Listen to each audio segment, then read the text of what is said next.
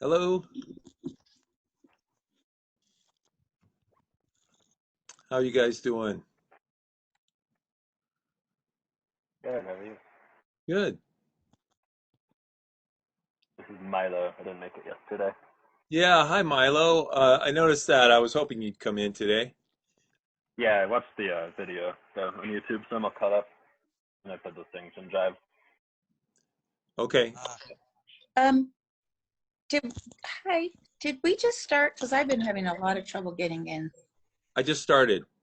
Oh, phew. Okay. Can I be heard? Oh, I Uh, can. yes, I can hear you, Luke. All right, I'm mute Hi, myself Claudia. anytime.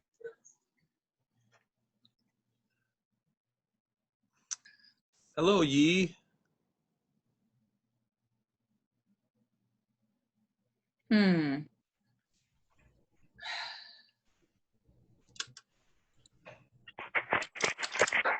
I am not sure what I'm doing here.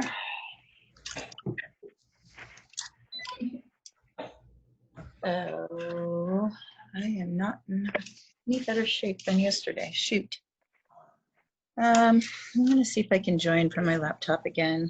Okay, I'm officially here. Okay. Mia has to move her setup. Oh, kitchen, good. I have to move my setup. Oh, I might have to sign back in.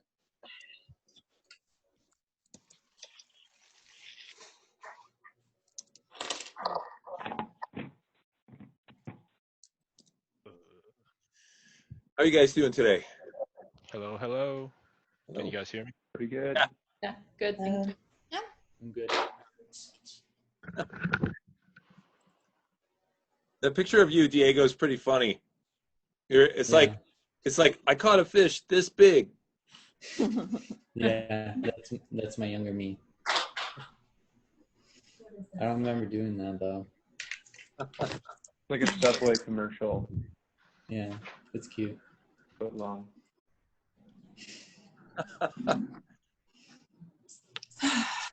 Does Mia realize that we can see everything from her camera? Yep, we're transferring setup. I'm having to transfer my setup because it's not, I don't have anyone to test this with, so this is like so awkward because when I think I have a second display set up, it doesn't happen when everything connects. So then I end up having to move everything, so sorry about that. Just look at someone else. That's my suggestion. Hey, so I want to remind you guys of the fact that there's a little chat window that you can open up over to the right. And that's a good way to like ask a question. I mean, of course, you can always ask a question, you know, through audio. But you know, maybe if I'm talking and lecturing about something, if you write a little question there, maybe I'll see it and can address that point. So keep that in mind. Hey, Mia, can you do me a favor? Can you mute your audio while you're doing that? That would be fun, and I'm gonna sign back in on the computer. Okay. Bye, sorry about that.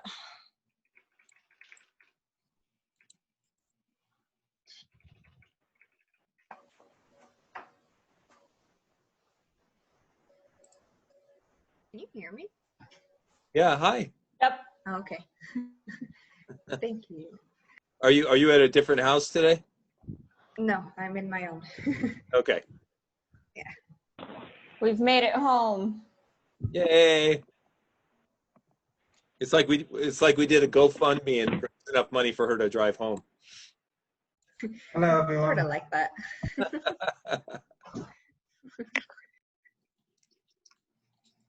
Is there a way to be logged in twice so that I can use the audio on my phone and the?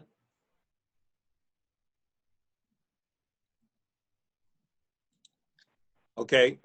I just logged you in again. Okay. Sorry. It's, I know it's me. Yeah, you gotta turn the audio off of one of them. Psychedelic. I know. Yeah, you should be here. It's like tripping without even taking anything. So I'm going to be very professional and I'm going to go get me food. Okay. Welcome to my life. I know it's upside down. just gonna leave it upside down. So Luke, I see a guitar back there. What kind of guitar is that? I just got whose? Oh, you have one too? It's an acoustic guitar. It's Art and Luthery. Is the brand. It's like some random Canadian made guitar I found in a guitar shop. Oh, cool. Is it pretty nice? Yeah. It is actually. It was like fairly worn. Like there's no like pick guard or anything. So like just a lot of the finish and the paint is just kind of like scraped off where you strum. So it's worn, but it sounds so much better than the last one that I had. So it's an improvement. Nice. You said you're a musician too? Yeah, I got my guitar right here. Oh, nice. Mine's pretty worn around the pick guard area. Yeah. Let's see. It is a Taylor. Oh, nice. Yeah, it's pretty nice. Yeah, those always have good sound.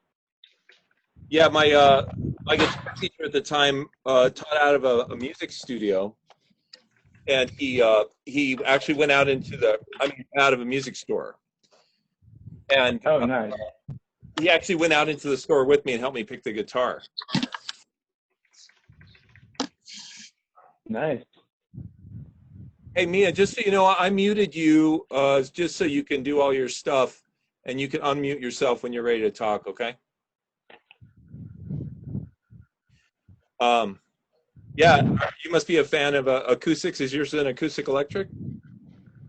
No, it's just acoustic. I have an electric guitar, but it just needs some work. I feel like if I could just install some pickups, so like better, I guess newer ones, and then get some like locking tuning machine things. Yeah. The tuning heads, because they're just like, it's got a Bigsby, one of these Gretsch things. Ooh. The Bigsby, you know. Oh yeah. So it's like whenever I go ham on the whammy bar, even just a little bit, it just gets so out of tune. It just doesn't stay in tune at all. So I just never play it. Yeah, I took my whammy bar off. I have a Strat, and I got those locking. Oh, nice. Yeah, that's the only thing that keeps it in tune is like the locking nuts, and then no Right. whammy bar. You know. Yeah.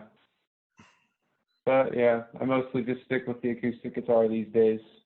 But Yeah. that might change. Cool.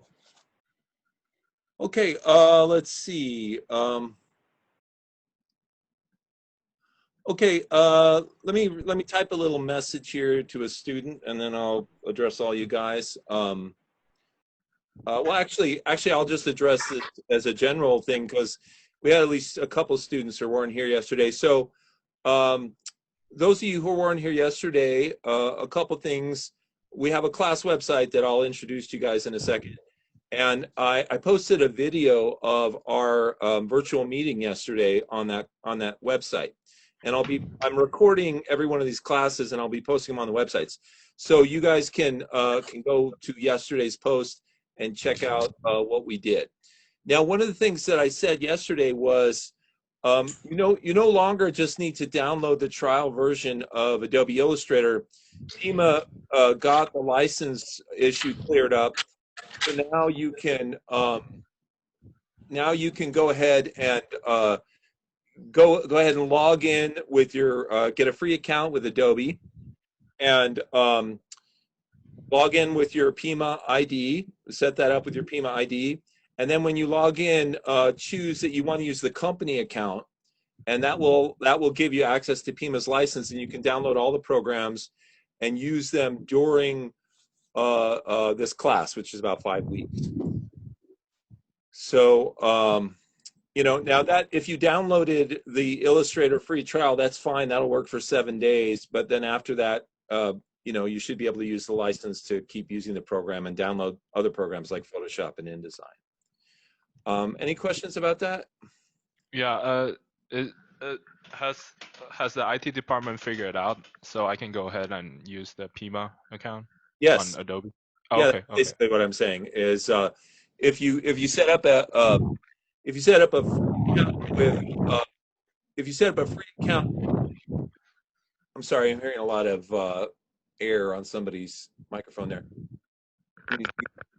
I'm just gonna go ahead and mute everybody who's not talking, just so I don't get all the sound. And of course, you guys can unmute yourself when you want to talk. Okay. Yeah, basically, you log in, go to the Adobe website, adobe.com, click on the sign in button in the top right corner, click create a free account, use your Pima email address, and then when you log in, you can access the Pima software, Pima licensed software for Adobe. Okay, let's see. Before we get started, any other questions from you guys about people who weren't here yesterday, or people who were that have questions? Anything? I have a question. Yeah. When we make a shape and we click once and it tells you you can choose the dimensions, but after you make it, how do you go and view the dimensions? I couldn't pull up the dimensions after it was already made, like just to see what size it was. Oh, okay. So you want to know like what the dimensions of it are after you make it? Yeah, I couldn't do it. Okay, I can show you how to do that. So what I'm going to do now at this point, so I can show that, is I'm going to share my screen. Now, for those of you that weren't here yesterday, when I share my screen, it's going to like take over your whole screen. But I think you can hit the escape button and then shrink it. You know, go ahead and try that after I share this screen. So I'm going to share this screen. There we go. And then I'm going to go into Adobe Illustrator. And I did, by the way, download the latest version of Illustrator today, the one that was just released in June. So I should have all the same functions you guys have. Thank you. Okay, Mia, to address your question, you know, when you make a shape like a rectangle here and you click on it, you can define the size of the rectangle in this little box here. So I say, I want to make my rectangle 2 inches by 2 inches. Now, by the way, notice that even though I put in inches, as soon as I hit it, it changes it to pixels, and that's okay. That's just Illustrator being weird. It's still going to make it 2 inches by 2 inches, right? Now, your question was, okay, well, let's say I forget how big this is, and I want to come back and find out how big it is. Yeah.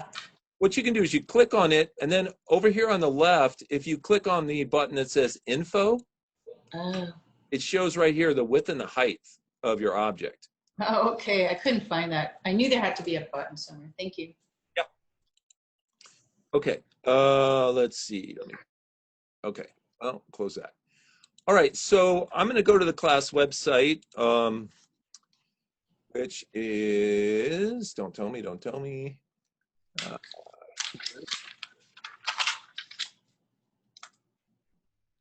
So, Mia, I'm going to mute you whenever you're not talking, okay? So this is class website for those of you, excuse me, for those of you who weren't here yesterday. It's located at pima.dreamco.com. It's not an official Pima website. It's my website. I built it for this class. And this is where I put all the information about the course, including downloads of the work that we're going to do, videos, and you name it. It's all here. The only thing that's not here are your grades, which will be on the actual Pima website. Okay, so if you go, it's a blog format, which means that whenever you go there, you're going to see the latest post. So this is the post for day 2, which is what we're on. But if you scroll down, you're going to see the post for day 1. It's right below it. So those of you that missed yesterday, here's the information about that. Here's a link to the video I made yesterday of the class syllabus, some talking about presentations, the information about signing up for Adobe, and then the first assignment we did. Now, this assignment you can do and turn in via Google Drive. And Milo, I know you already made a Google Drive folder and shared it with me. So you just need to make a folder in your Pima Google Drive and share that with me. And I can let you know how to do that, just kind of one-on-one. We can talk about that. And that's where you put all your assignments. Now, the other thing we did was we talked about presentations yesterday. And if you click on this link for presentations, it downloads a PDF called How to Do Your Class Presentation. Excuse me, I have to get a little drink here. So take a little look at this document here. This talks about the presentations, and the presentations are 5 to 10 minutes long, made with something like Google Slides or PowerPoint. And they should be about something that you have an interest in, that you're passionate about, that is somehow related to the digital arts. So it could be about photography or film or painting or graphic design or music, whatever you want to talk about, and find a way to connect it to the digital arts, because that's what this class is about. When is your presentation due? Well, I posted a schedule of due dates today, and we'll get to that in just a second. How do you turn it in? You just put it in your Google Drive folder, and then you present it to the class on the day it's due. Can you use notes? Of course. And are you presenting this material to the class? Yes, you are.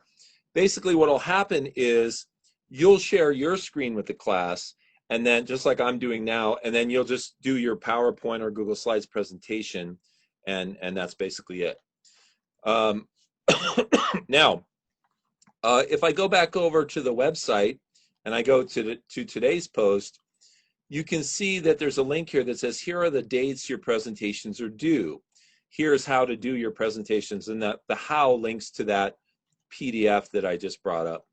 But here's new information for you, the dates your presentations are due.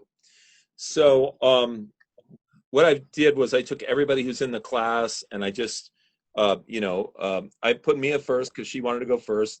And then I just went alphabetical from there and listed everybody. I have a question. Yeah. I don't know if I know how to share my screen.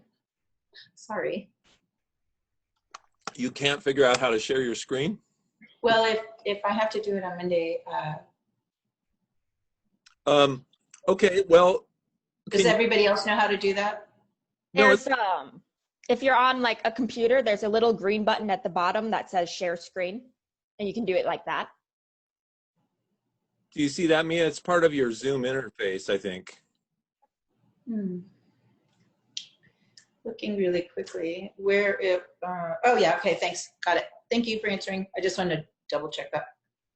Okay, so here's all the dates. We have one per day. And like I said, it's like, 5 minutes long or whatever. And it's just to increase our knowledge about the digital arts. And as I told the people who were here yesterday, it's actually a requirement that we do one thing per class that everybody's involved with. In this case, one person is presenting and everybody's watching it, and so everybody's involved. Sorry about all the coughing. I've got a air conditioner that blows right on top of me, which is why I'm wearing a sweater. Anyway, okay, so those are the presentation dates. If you have any problem with your date, like you're going to be out of town, or your dog really needs a wash that day, let me know. We can switch your date around. We have a few more days. Well, we have one more day after this last day, which is the 4th. That's our last day.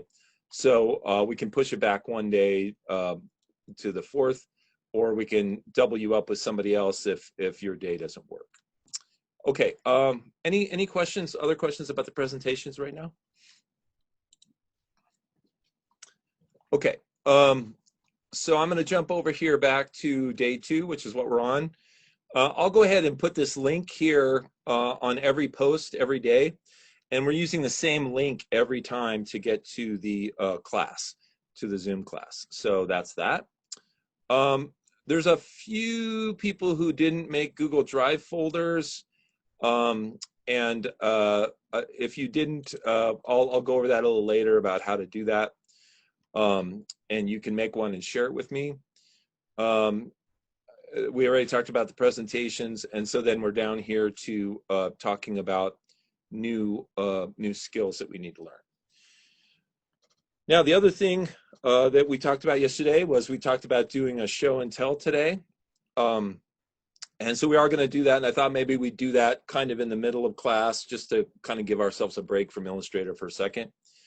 And what that's going to be is many of you are artists, and if you have some of your work you'd like to share with us, you can put it in your Google Drive folder and share it with us that way. Or if you're not specifically an artist who does visual art, you can show us some art that you like and tell us why you like it. You can even put music files in there, videos, whatever you want to share with us. Okay, but let's go ahead and let's get started on the work we're going to be doing for today, which is this PDF right here called dar120 illus2 combo_new. What a name, huh? It's a mouthful. So I've already got that open, that PDF open, so I'd like you to download that and open it up along with having Illustrator open. And so I'm going to move my PDF over here on the right so I can see it while I'm working in Illustrator. I'm going to move you guys over here and like that, and then I'm going to go open up Illustrator. Okay, get rid of this thing. All right, so for those of you that are new, the way that this works is the lessons have a list of objectives at the top, which is a list of things that I go through with you to make sure you know how to do. And then underneath is an exercise and or a project. And then you guys go ahead and work on those by yourself. And of course, you can ask me questions if you need help. So at the top here, those list of objectives, several of them we went over yesterday, and I'll just very briefly run by those as we're starting today. So the first thing you normally do in Illustrator is create a new document. And when you open up Illustrator, you'll get this big screen that says, you know, what do you want to do? And you can click create new document. I've already got mine open, so I'm just going to go File, New. And this is my window here. And what we're almost always going to create is a print document. And it's almost always going to be orientation portrait, straight up and down. So in other words, if you launch this and you click on the word print and you hit create, you're almost always going to be creating the right document, you know. So this is an 8.5 by 11 document that we're going to use to do this exercise and then the project afterwards. Now, by the way, I need to, let's see. I want to see how I can bring my, okay, I can't currently see my, my chat window, and I'm sorry about that. So if you guys have, oh, here's the chat. Let's see. Okay, cool. All right, so if you guys want to chat with me, I can go ahead and see that in here. All right. All right, but let's get started. So I'm going to quickly review how to use the rectangle, ellipse, polygon, and star tools. So those are the shape tools. They're located over here on this left toolbar. Now, by the way, those of you who are joining us today, we're using what's called the layout workspace. And so what you do is you click on the window drop down, come down here to workspace, and come over here and click on layout. And then your window will change so that it shows this kind of a format. And by the way, you can grab this little line right here and move back and forth to show just icons or icons and words, right? Now, I'm moving kind of quickly, so if you need to stop me, you have a question, the best way to do it is just to unmute yourself and ask, because I may move so quickly I don't see the chat down here. Okay, so over here on the toolbox on the left, we have the rectangle tool, which is the beginning of the shape tools. And if you click on that, all the shape tools pop up. You can click and drag out a shape. In this case, rectangles. If you hold down your shift key, you're dragging out what we call a perfect geometric shape. In this case, a square. If we go to the ellipse tool, you're dragging out ellipses unless you hold your shift key down, and then you're making a circle. And of course, you can change the colors of these items down here in the lower left corner at the bottom of the toolbox.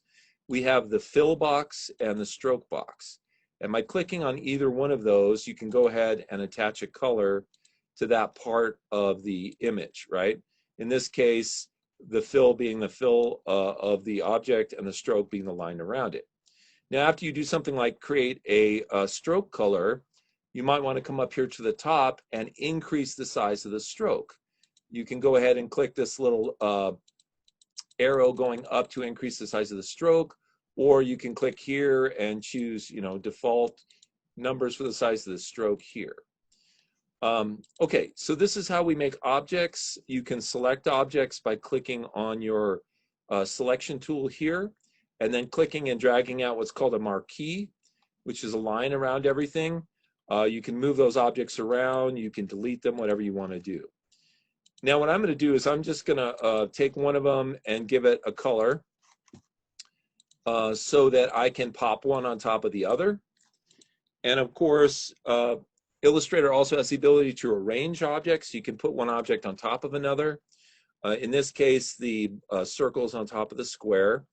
But if I click on the circle to select it with my arrow tool, and then I go up here to the object drop-down menu and click Arrange, Send to Back, it will send that circle all the way to the back.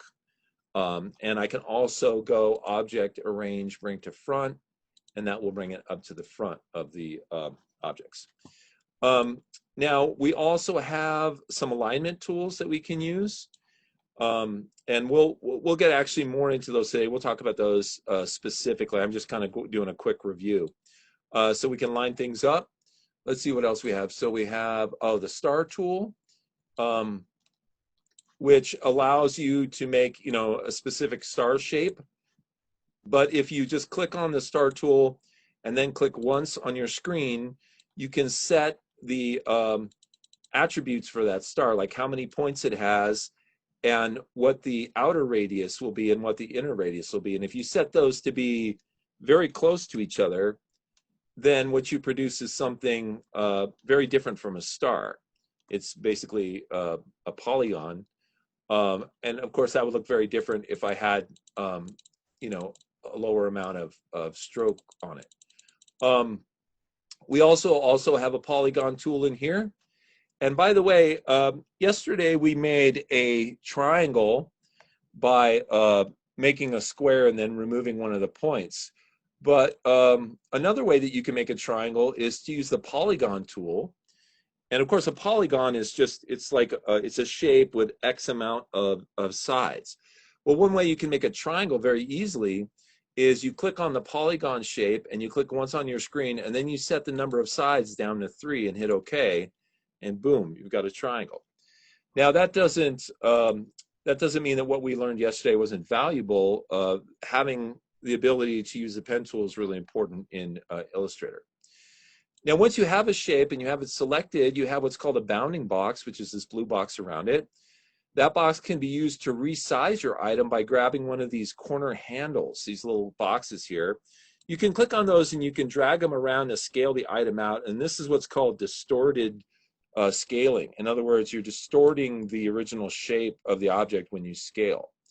Now, if you want to scale it in exact proportion to how it is now, just hold your shift key down while you click and drag, and it will scale proportionately. Okay? I might have missed something. Did you make a triangle different than using the pen? Yeah, so what I did was I clicked on the polygon tool. Yeah. I clicked once on the screen and I changed the number of sides to 3. Thank you. Sorry about that. And so let's see, I'm trying to remember what I was just talking about. Oh yeah, scaling. Okay, so we just scaled, but another thing that you can do is you can take your mouse and you can bring it to one of these corner handles, and when it becomes the rounded arrow tool, you can click and you can use that for rotation. Okay, you can rotate your object around. Now, right now it rotates around a center point, right?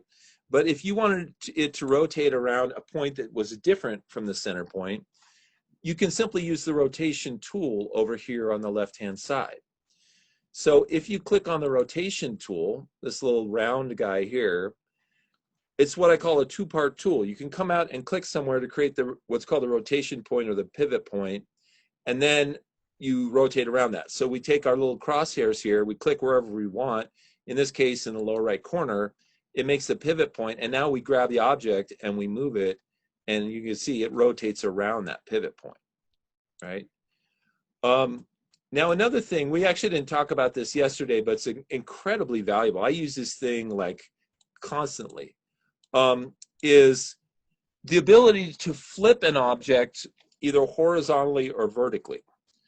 So what I'm going to do, I'm going to take this little star shape because it's a good example because it's like asymmetrical. It's not perfectly balanced, right? If I want to go ahead and make some kind of object, you know, and it's better if it's something like a star so it's not perfectly balanced, and maybe click on it and rotate it a little bit so it's a little askew like this. Now, if you want to flip this thing, underneath the rotation tool is a transform tool that will flip objects both horizontally and vertically, right? So what you have to do is click on your star, click on the Under the rotation tool is, mine says eraser.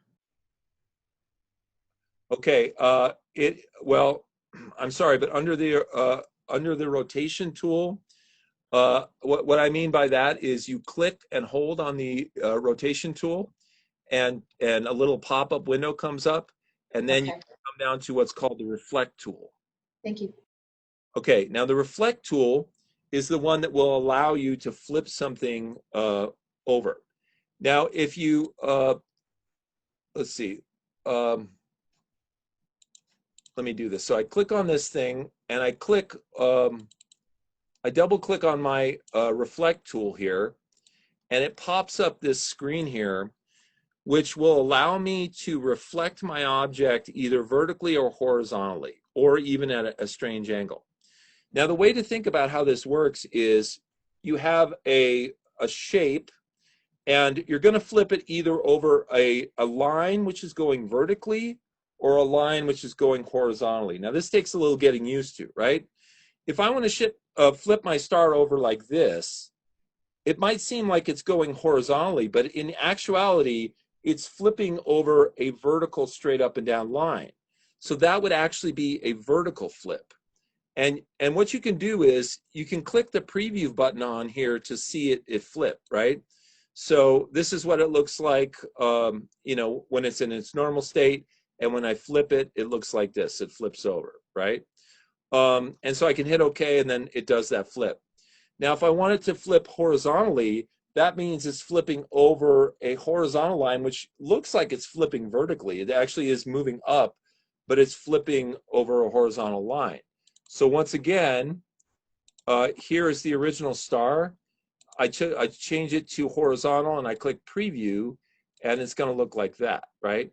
Now this star is actually, it's not giving me actually what I want. It's not giving me a really clear version of what I want. So I want to make a really weird shape here, something that is very unusual, and try again so it's easy to see. In fact, I'm going to hit Command A and select everything. I'm going to hold my Shift key down and click on just this weird shape in the middle to deselect it. And I'm going to hit Delete, and that clears everything off. Now let me go ahead and redo these flips with just this weird peanut-shaped object, right? So the first one is going to be over a horizontal. So I'm going to flip it up like this, which means the little peanut is going to go up. So I click horizontal, and I click on preview, and boom. You can click that preview button on and off so it becomes clear. In fact, what I'm going to do is I'm going to draw in a horizontal line here, and I'll make it black.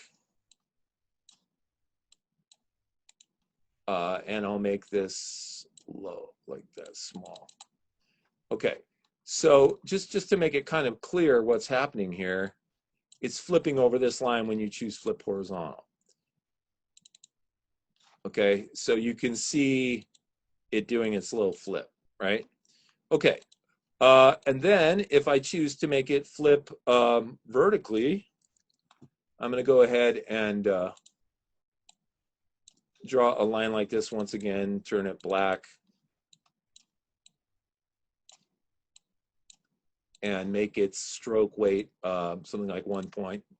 Well, how about 5 points? Okay. Now, if I click on this thing and I say, okay, now I want to flip it vertically, you can see it's flipping, back and forth this way over a vertical line. If I flip it horizontally, it's flipping up and down over that line, right? So this might take a little getting used to because it's a bit counterintuitive, but I got to tell you, like I said earlier, I use this tool constantly. There's no time that I open Illustrator that I don't use this tool. So it's extremely helpful. Okay, let's see what else we're going over. Review how to select, copy, paste, and delete objects.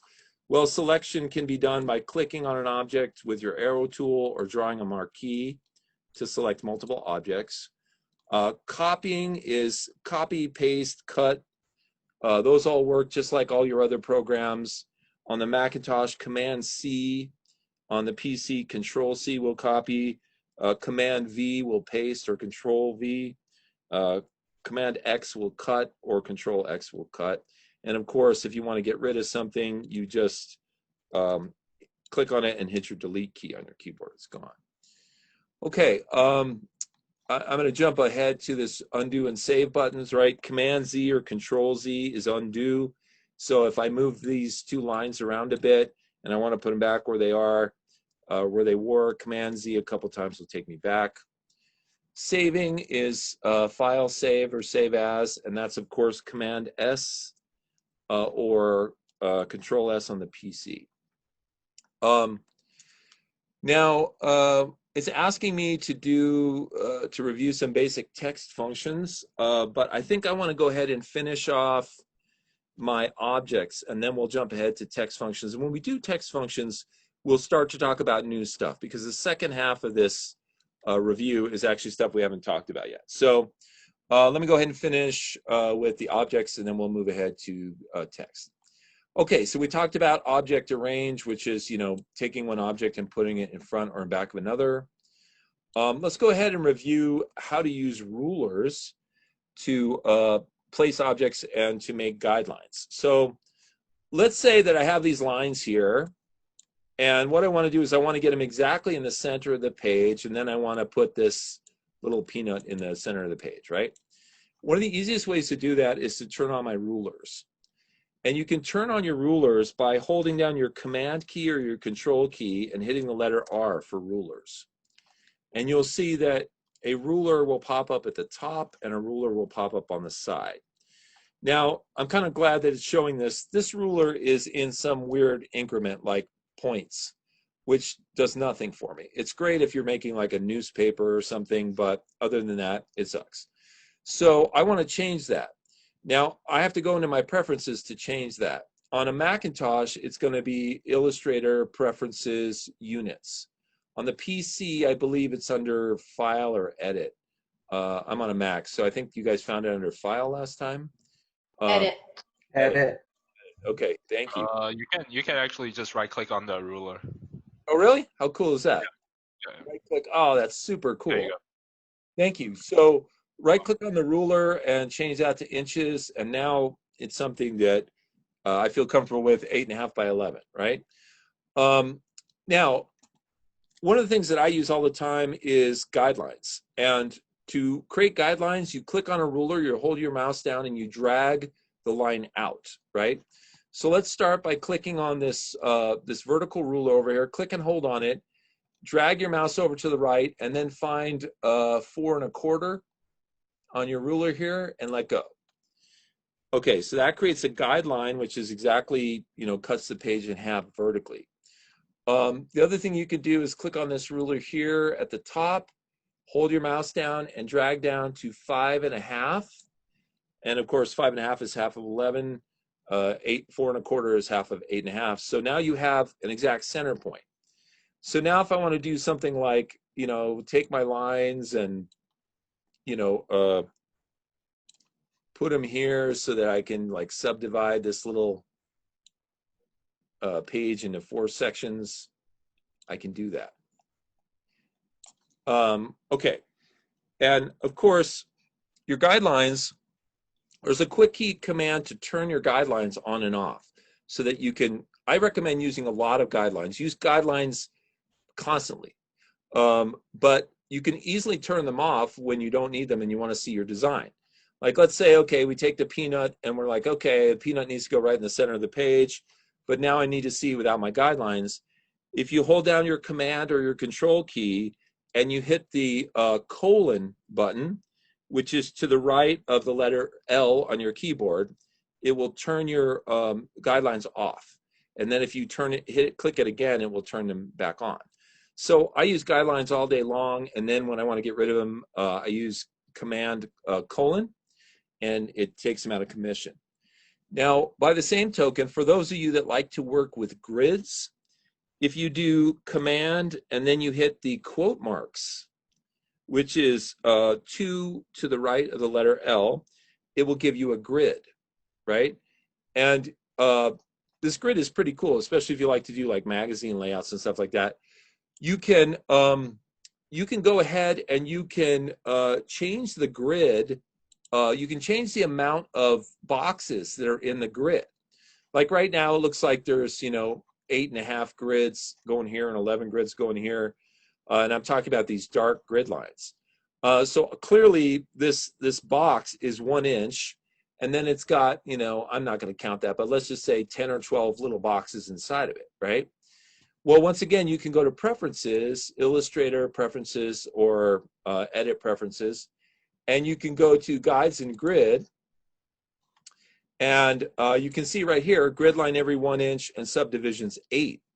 Well, let's say I'm doing a design where I want those boxes to be bigger. I can leave the grid line every 1 inch, but I can change the number of subdivisions to 4, and then you can see my boxes just got a lot bigger, right? And so grids are super helpful when it comes to layout and stuff. And then, of course, holding down the command key and clicking the quote button again will get rid of your grids. Okay. All right. I know I'm going really fast right now. Does anybody have a question they want to shoot at me before I speed on to the next thing? Okay. So next we have, okay, it looks like you learn how to use the rulers and guides for placement. Okay, we did that. So it looks like we're at the point where we have to review the text tool and then talk about some new stuff. So let's talk about text. So over here on the left-hand side, you have your type tool. You can click on that. It's also called the text tool. If you click once on the screen, you're putting in a text insertion point, right? Here is a text insertion point, and you can just start typing text, right?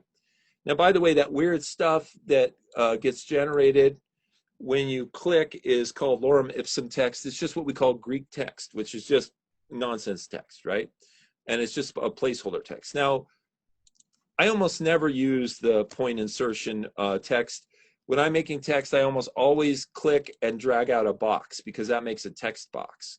And that's much more flexible. You can take that box, you can resize it, and all of your text stays in place. So I don't have a lot of use for the text insertion tool, but I always use the text box.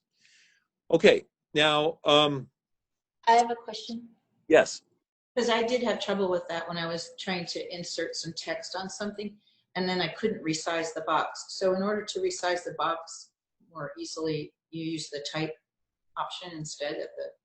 Yeah, so I would not necessarily recommend using what's called the text insertion point, which is just when you click once and start typing. I always recommend that you instead click on the type tool, click and hold your mouse and drag out a text box. And that when I did that and I wanted to resize my text box, I was having trouble after I had typed in it. Okay, well, watch how I resize this text box. You grab one of the handles down here, and you just simply pull it to whatever size you want the box to be. Okay. Well, yeah, I don't know what it was, but it was... Give it a shot. Yeah, I did it yesterday. Maybe I fixed myself, but I thought there was something. Okay. Okay. Okay, so that's your text box. Now, one of the cool features about text boxes is that they can be linked together. And this is where we're starting to talk about new stuff here, right? So what I need you guys to do is I need you to create a text box up here in the top left corner of your screen. You can make it approximately the same size as mine, right? But then after you've created it, I want you to grab this little handle in the lower right corner, and I want you to drag that handle in towards the center until some of the text that was there disappears, right? Now, what will happen is you'll get this little red mini box on the edge of the box. Sorry, this is where it's doing it to me again. I can't grab my, why am I not, oh, never mind. I'm back. I got it. Okay, I so couldn't grab it, sorry. so we have this text box here, and I want you to create that and then drag it in so that it's smaller and we get the little red box there. Now that red box is what's called the overset text box. And what that is it means that there's more text than is showing up in the box. But that's a good thing, because what we want to do now is we want to practice making linking text boxes. And linking text boxes is where text from one box will link into the next box. In order to do that, you have to make a text box that has a bunch of text like this, and then you have to drag it down so you can't see all the text, so that we can see how the linking works, right? Now what you do is take your mouse and click on the little red box here, right? And when you click on it and pull your mouse away, you should get a little icon here that shows this, this text is now loaded up in the box, right? So now if you go to the other side of the screen and you click and you drag out a new box, the text from the first box flows over into the text in the second box, okay? And you can see that via this line here. It's showing you that the text from here is flowing into here. Now, in addition, Can you give me 1 sec, because I have to blow up my screen to be able to click on that red box, and because it's so tiny. Okay. That I can't drag it like you're saying, and I'm behind. I apologize. What would it say if I was on the little red box? Because it's too tiny here. Well, it doesn't really say anything. You just have to click on it. Okay. It doesn't say path. No. Okay, it's my graphics are too small for me to even follow along, I guess, because I can't grab that red box. I don't know why. I'm assuming it's because maybe I can increase the size of this display, maybe. You also have the option, you can go down to the lower left-hand corner of Illustrator here, and you can change the size of your view. Yeah, I did that too. I don't know why I can't grab the little red box. And it doesn't say anything when you grab it. Well, are you on the black arrow tool? I'm on a black, oh. Just keeps moving the box. It keeps moving my entire text box. I don't know why. I hate to be so dumb, you guys, but I just don't get this. Okay. Can you show me what you're doing? Because I might have just done it by accident. Yeah, Can you redo your? I'll do it again. Okay. Okay, so do you see the text box here? Yep. Okay, and does yours have a little red box on it? It did, yeah. Okay, so now you take your arrow tool and you click once right on the red box. And then move your arrow tool away, and now it's got a little icon on it that looks like some text. And then you click and drag out a new text box.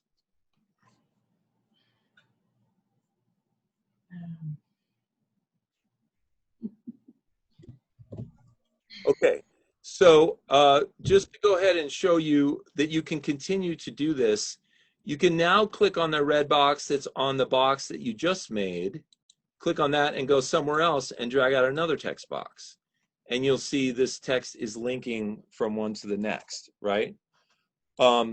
So if you go in here and you click on any portion of this text, like in the beginning here, and you type, just some junk, hello, my name is whatever, all right? What it will do is it will update the text in that box, and it will push additional text to the second box and the third box, right? So this is what linking text boxes do. They link all the text together, and then when you update text in one area, it pushes through to the others. Now you can reposition these text boxes if you want. So if I wanted my second box to be over here, my third one to be over here, I just have to click on the black arrow and move these guys around, right? Okay, so let's see, that is linking text boxes. Or those are text blocks. Okay, now the next thing we want to do is we want to learn how to use spell check. Now, if we run spell check on this crazy Latin text here, it's going to give us a bunch of errors because it's all crazy Latin, right? But if we click on our black arrow and click somewhere on the gray to deselect everything, then click on our type tool and drag out a new text box and just type a normal English sentence with one misspelling in it. So, you know, the quick brown fox jumps over the lazy dogs, right? But maybe I'll misspell dogs like DGO or something like that. Okay, so now what I can do, I can click on my selection tool, which selects the whole box. And I can go under my edit drop down and I can go to spelling and I can say like check spelling, right? And what it's going to do, it's going to bring up this spelling window, okay? And if I hit the start button, it's going to go ahead and, of course, it looks like it's going, it's going to do all my crazy Latin stuff anyway.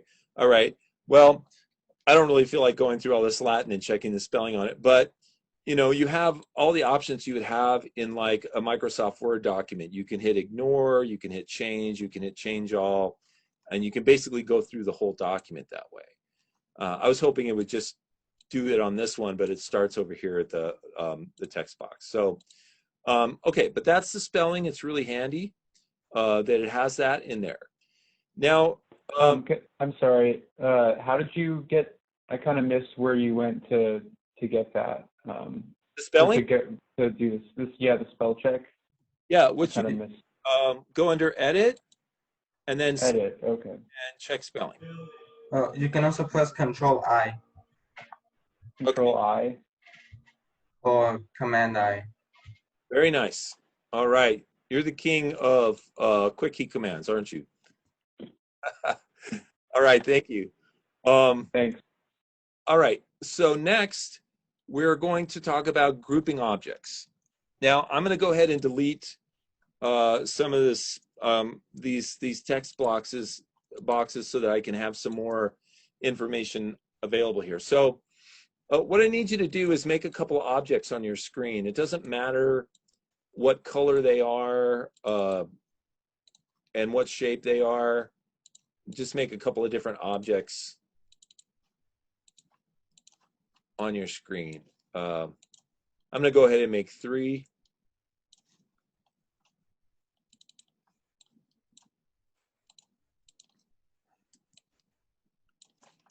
All right, there we go. Okay, now what we're learning about now is grouping, how to group objects together, right? So right now, all these objects are separate. You can click on them and move them separately, right? I'm going to click on this blue object and then this green object and then this yellow object. And now I want to group all 3 of them together. So in order to group them together, you first have to click on each one of them. And this is called shift clicking. And so what it is you click on the first one, you hold down your shift key, and you click on the second one. And now it keeps the first selection and adds the second one to it, right? Then you're going to have to hold the shift key down and click on the blue circle. And now you have all 3 of them selected, right? Now, in order to group them, you can go under Object and then click the word Group, right? And now, if you click off of them and click on it again and you move it around, it becomes a grouped object. It all moves as one. Now, the quick key command for this is Command or Control G, right? And so if I do, you know, Command Z a couple of times so that they become ungrouped, I can now group them using that Command G key. So I'm going to hold my shift key down, reselect them all, do Command or Control G, and they're all grouped. Now to ungroup them, you can do Object Ungroup, and then they will all be separated. Now this is useful if you want to move several objects at once. And then ungroup them after you've moved them. Okay, now I told you that we were going to use the align function, and we're going to talk a little bit more about it today than we did yesterday. So let's do that. I want to make a new triangle here because mine got a little off kilter there. Okay, so here's my triangle. I want to make it green.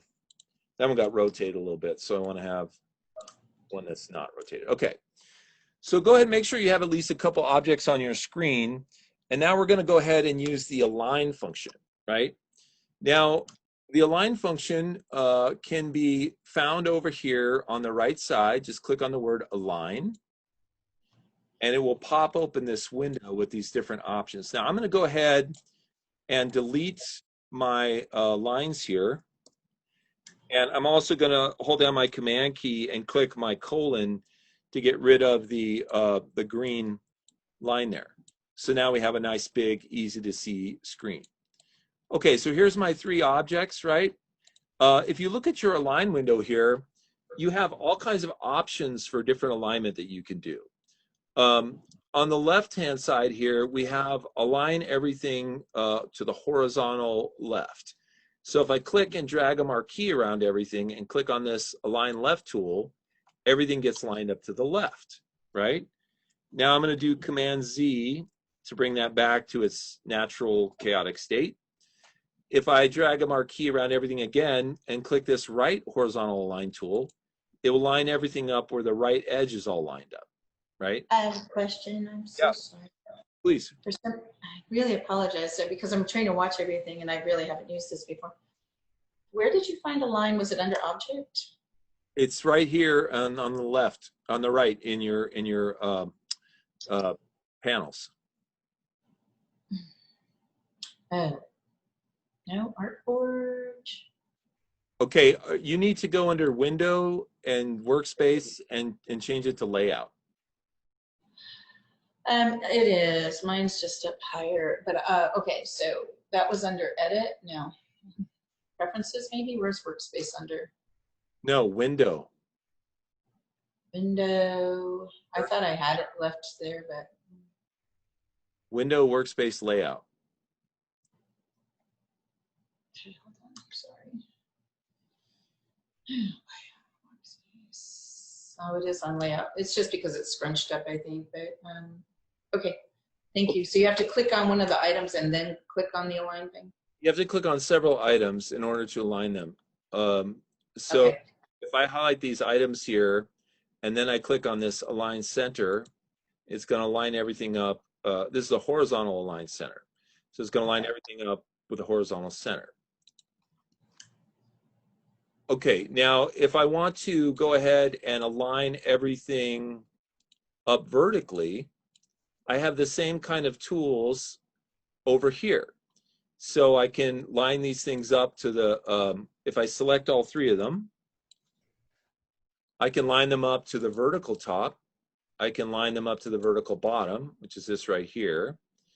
Or I can line them up to the vertical center, which means they're all centered right here. Okay.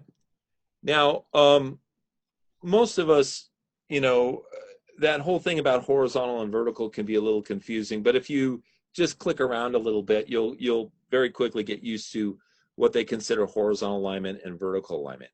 And you can usually figure out which you need, the left, right, or center of each of those. Underneath that, we have what's called distribute objects, right?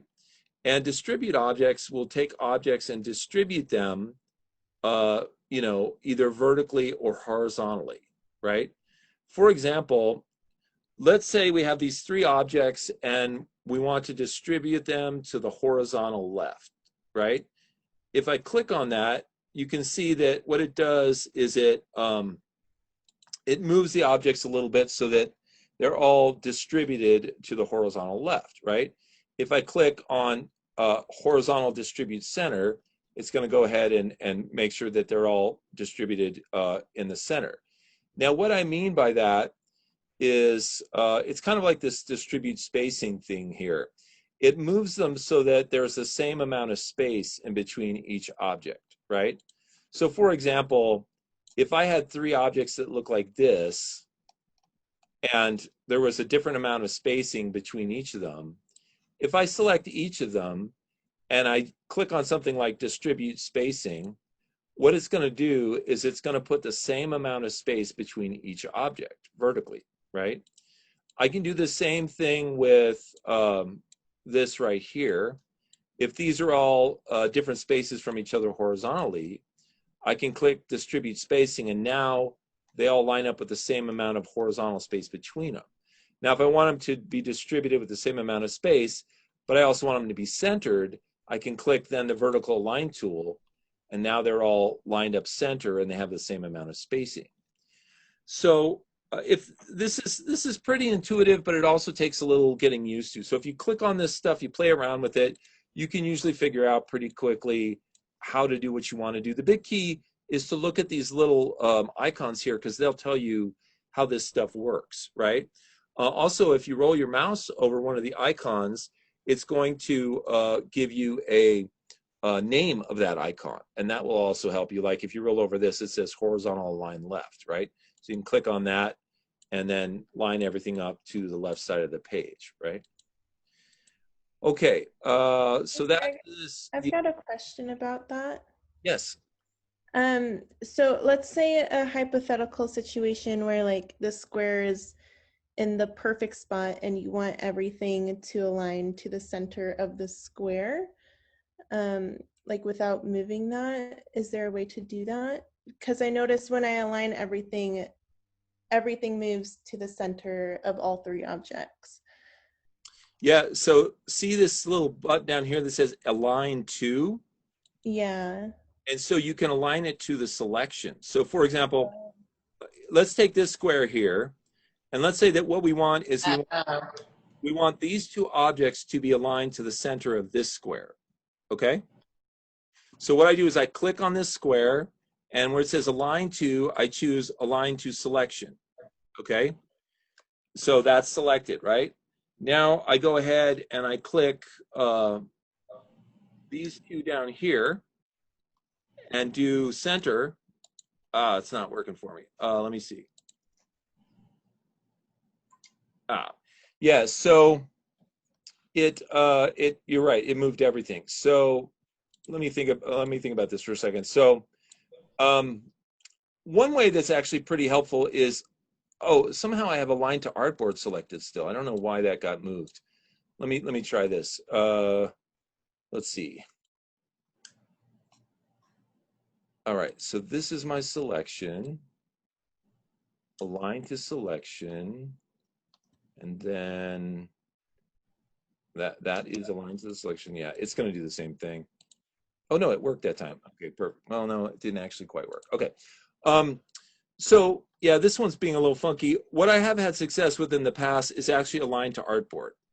And that's what it seems to keep jumping back to, right? So for example, aligning to artboard will do something like, if you want this to be in the exact center of your artboard, you can click this horizontal and then this horizontal, and this thing will jump right into the center of your artboard. And then you could do the same with these other two, right? You know, like, okay, I want this one to be absolutely centered, and I want this one to be absolutely centered as well. Okay, so using your artboard absolutely works. I have had, go ahead.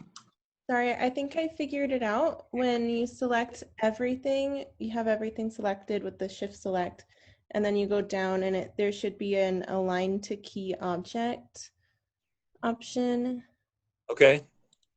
And then it should go towards, like, it has the triangle selected for you right now, and it should align it to the triangle from that. You got it. Perfect. All right, so do we know, is the key option the first one that was selected or the last one, or can you change that? I don't know. Let's find out. So now I'm selecting my my square first, and then we'll go align to key object. Oh, it's still the triangle. So let's see, how do we make something else the key object? Good question. Okay, let's flip these around and see if it's what's always selected last. It seems to love that triangle. Yeah, mine too. Okay. All right. Well, I tell you what, thank you for figuring that out. I'll go ahead and look into this a little more depth and let you guys know on Monday. Um, like I said, I generally align to the artboard, but thank you for spotting that align to key object and the fact that that works. And we just have to figure out how to set which object is the key object. Okay. I think. Yeah. Oh, I think you do click. The last one that you do click is the one that you select to align to. Okay, great. Let's try Like it. you select all of them and then select whatever shape, circle or square, and then press whatever alignment option. I think it worked for me. Okay, let me try that. So I'm going to click the yellow one, hold the shift key down, click the green, and the last thing I'm going to click is the blue, and then I say align to key object. See, but it's always doing the and then click whichever shape you want now, and then it'll work. Right. You're right. Perfect. Okay, so after you select them all, then you click. Yeah, I got that too. Perfect. Okay, excellent. Nice job. Okay, great. Thank you guys. That's teamwork. Okay. All right, so that's alignment and distribute, and those are super helpful. Yeah, I use those all the time. Okay, now let's talk about how we're going to lock objects or a group of objects. So sometimes, let's say that, let's say you want to copy and paste a bunch of objects on your screen. So I'm just hitting Command C and Command V so that I have different shapes on my screen here. Okay. So the next thing I want to talk about is how to lock an object or a group of objects. Okay. So let's say that I want to move everything around on my screen except for the yellow squares. Okay. So what I can do is I can click on my first yellow square. I can hold down my shift key and click on the second yellow square. And now I can go up under object and I can say lock selection. Also command 2 is the short key command, right? Or quick key command. So lock selection. And now if I drag a marquee around everything and start moving it, it moves everything except for the lock selection, which is those two yellow guys, right? Now, if I want to unlock those, I can simply go object, unlock all, and now those are back in the mix, right? Now we can also lock a group. So let's say I have two groups here, this group at the top with the triangle, the square, and the circle, and the group at the bottom, right? So what I can do is I can drag a marquee around these three at the bottom. I can do object group or command G, command or control G to group them, right? And then I can lock that entire group, object lock selection. And now once again, when I drag a marquee around everything, it's moving everything except for the locked group. Okay, and of course I can object unlock all to remove that from being locked, and it's still a group, but now at least it can be moved around. Okay, all right, next, the drop shadow effect. Now, Adobe Illustrator has a few effects that were brought over from Photoshop, like drop shadow. If you click on a shape and you go up to Effect, and then stylize, and then drop shadow, it's going to give you a little window, just like in Photoshop, and it's going to put in the drop shadow there. Now you can change the drop shadow, you can change the blending mode of the drop shadow so that it changes the way the drop shadow looks. Normally you just use multiply. You can also change how opaque the drop shadow is. So if you make it more transparent, by lowering the number, you're going to see the drop shadow get lighter. And you can also move the drop shadow away from the object in whatever way you want, horizontally and vertically via these little arrows here, right? And you can change the blurriness of the drop shadow. You can make it super blurry or super sharp, right? Furthermore, you can change the color of the drop shadow to have a different color. And you can change its amount of darkness, right? So if this were like a real drop shadow that I was making, I would almost certainly make it black. I would almost certainly make it a little blurry, right? I would definitely move it a lot closer to the object so that it looked more realistic. right? And then that works pretty well for me. And then, you can click your preview button to see it with and without the special effects, hit OK. So that will allow you to do a drop shadow effect, which is similar to the drop shadow in Photoshop. Okay, so the last thing. Is there a way to edit the drop shadow parameters after you have it set? Let's see. That's a good question. I have never been able to edit them. I have been able to select the drop shadow independent of the shape here. Let's see if we can figure out a way to edit it. So, oh yeah, actually, wait, I do know how to do that. Hold on a second. Let me find let me find a specific window here. It is appearance. Yeah, here we go. Okay. If you click on your shape that you just made a drop shadow on, and then you go either window appearance, or if appearance shows up over here in your left hand. Oh. Once you bring up your appearance when you have an object selected, it's going to show you all of the different things you've done to that object, including drop shadow, right? And then if you click on that word drop shadow, it will let you edit. It was under window and what? Okay. I'm sorry, what was your question? It was under window and appearance? Window and yes. Yeah. Okay. Okay. This is going to be a dumb question. Okay. I completely blanked. Where do we find the drop shadow again? Click on an object, go under Effect, Stylize, Drop Shadow. Awesome. Thank you. Okay, so the last thing we're going to look at before you guys work on your exercise here is the Layers palette. Now, the Layers palette should be over here on the right-hand side. If you click on that, it's going to pop open the Layers palette. Now, those of you that have used Photoshop, the Layers palette is a little different in Illustrator. In Illustrator, you can do things like make new layers, you can hide layers, you can lock layers, but you don't have the flexibility you have in Photoshop to do all kinds of nutty things with layers. Because Illustrator is a vector art program, which means it's using a bunch of lines, you have this weird feature in Illustrator where you can click on a drop-down menu here, and it will show you all of the shapes that were created as part of the shape that you have selected, right?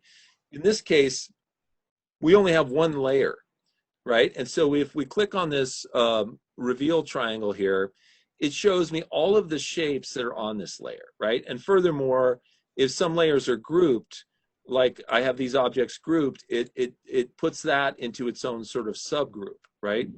Now, there's some things you can do with these different subgroup layers here, but it's not as highly functional as Photoshop. Photoshop is just off the chart with all the things you can do with layers. Here, it's mostly just selections, locking, turning things on and off, and stacking things on top of each other. We can't really do the crazy blending modes and stuff like that in the Layers palette like you can in Photoshop. Okay, but what can we do? Well, if you select on any object, you have the ability to take that object and put it on its own layer, right? The way you can do that is come to the bottom of the Layers palette and click on the plus symbol that is surrounded by a box. And now it's going to make a new layer. Yes. Oh. Okay, if I only show like one layer, oh, never mind. Sorry, I was behind, and I hate getting behind because then I'm going to really be in trouble. I caught up. Okay. So you click down here to make a second layer, and now you've got your bottom layer has everything on it, and your top layer has nothing on it. However, because you have an object selected, a little blue dot appears over here, a little dot, colored dot. If you click on that dot and drag it up to the second layer, what it does is it moves your object from the first layer to the second layer, right? And now the only thing on the second layer is that, in my case, the gold or the yellow box, right? Now we can test that theory out by clicking on the eyeball of the first layer, and everything else turns off, which means the only thing that's on the second layer is this little yellow thing here, right? Now, like I said, if you're used to working in Photoshop, it's almost like a little primitive, you know? You have to manually take things and drag them to their own layers and stuff like that. But, you know, there is a time and a place for all this. So, for example, if you have multiple shapes like me here, why don't you try making a couple of layers and try dragging all the similar shapes to certain layers, right? So, for example, I could click on my second, I have a group down here, and I can ungroup it, right? Now I can click on my second yellow square here and once again grab this little dot and drag it up to the second layer. And now I can test that out by clicking on my eyeball on and off to show that those are my two yellow triangles or yellow squares, right? Now I can double click on this layer here and go yellow box, and I can name it. That's going to help me figure, you know, out what's there. Okay, now what I want to do is I want to make a new layer. I want to click on one of my blue circles and shift click on my second blue circle, and then drag both of those up to that layer. And I want to call this, you know, a round blue or whatever. And I can test that out, make sure that's right. And finally, I can make a layer called. How did you get a new layer by clicking on the objects? You come down here to the bottom and you click on the create new layer icon. Hold on. Show me again with your mouse. Right here, create new layer. Right, but why were you clicking on the little object? Because here, watch what I'm doing. Did you create a new layer? I did. It's called layer 3. Oh, you're dragging it over there? Now watch what I'm doing.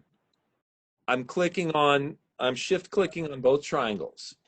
Now what happens is this little dot here shows me that both of those are on layer 1. But if I click on the dot and I move it up to my new layer, it moves both of those objects to layer 3 or 4, right? And now I can click on the eyeball on and off to show that those are on there. So now what I've done is I've distributed all my objects to different layers, right? Okay. Okay, so that has a usefulness to it, you know, obviously. In addition to moving your objects to different layers, you can also lock layers. And what that is, it's these empty boxes to the right of the eyeball. So if you click inside these boxes, it's going to make lock icons. And if you click on them again, it will unlock them, right? Okay, now one last thing about layers, and then I'll give you guys some time to work on your assignment. If you wanted to select everything that's on a layer, you could simply click on this round dot here. Now this round dot has a funny name. It's called a meatball, right? So if you click on the meatball there, what it does is it selects everything on the layer. So if I move all my yellow boxes onto one layer and I want to select them all at once, I can just click on that meatball and now I've got everything. If I want to click on all my blue circles, I can click on the meatball. Now I've got that. Same is true with the green triangles, right? So, you know, if you know that you're going to be moving items or dealing with items specifically, you might want to put those on their own specific layer. Like you might put a background on one layer, text on a second layer, and objects on a third layer in order to be able to manipulate them, right? Okay. Now I know that's a lot of information coming really quickly. Do you guys have questions that I can help you with on any of this stuff? I have a question. What is isolation mode? Because for some reason, when I go to layers, it says isolation mode, and I cannot like create a new layer. Everything is like in sub layers. Okay, so let me show you how you get into isolation mode. If you take any object here and you double click on it, you'll see at the top, it puts you into something called isolation mode. Now, isolation mode, mostly I just use it when I'm dealing with Adobe Animate. Adobe Animate is isolation mode is used to take a object and isolate it and do specific things to it, as opposed to doing them to everything, right? Like for example, if I go into isolation mode for this triangle, and then I want to change its color, I'm in the isolation mode, I'm just dealing with this triangle, right? How did you get, I'm trying to click on one and just get that, because I've had that screen show where everything fades out like that. I'm having a little trouble getting it to do it right now. Double Does click, it actually say isolation mode in some? double, Okay, I see. okay, Under the layers is where it says isolation mode. up the very top. Um, can you point on your screen because mine's so squished up? That... Actually, mine doesn't say isolation mode.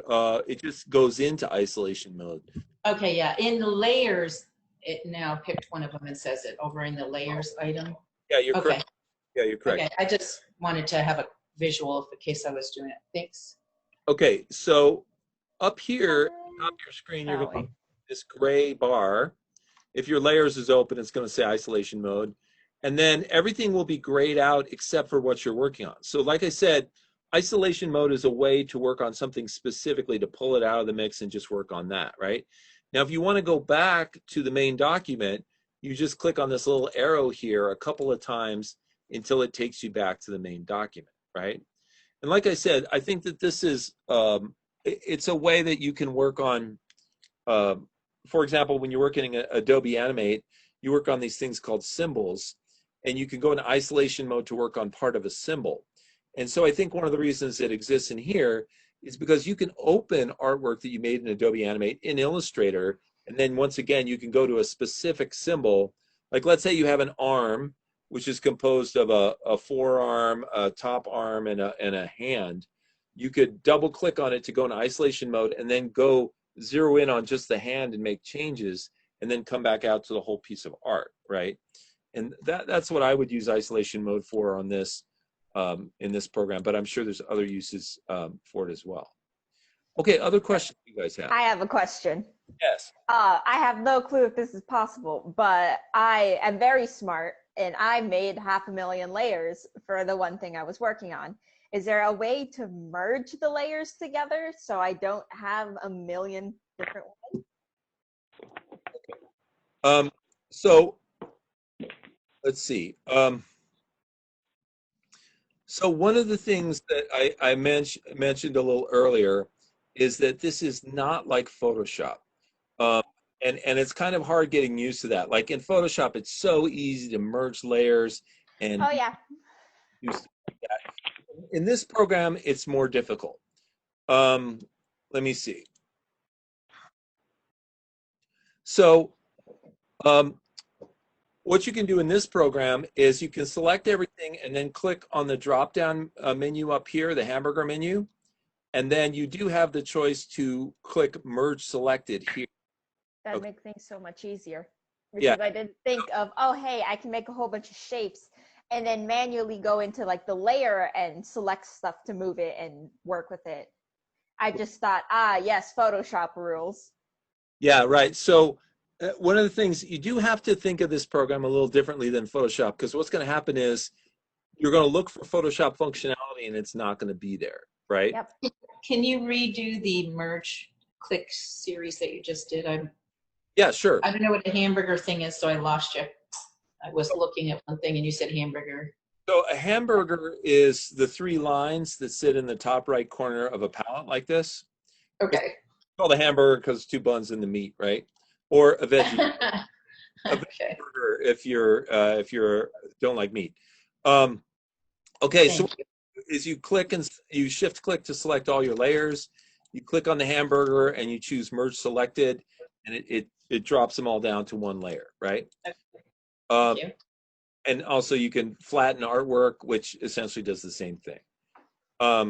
Okay, but I do recommend, like Photoshop, I do recommend keeping things on their own layers so that you have more control over them, more access to the specific items, you know? Okay, so more questions. Isn't it the flatten and the merge maybe is only just if you're going to physically print it? Well, not necessarily. I mean, flatten,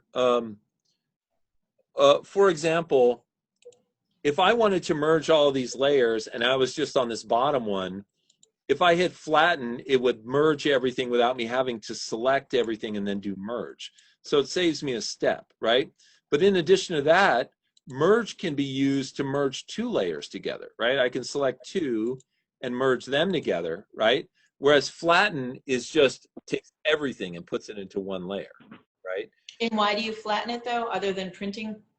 Well, printing is the most obvious reason to flatten something, but you might be like, I don't know what Kim's situation is, but she made 300 layers and maybe she was like, that's too many, let me make it one.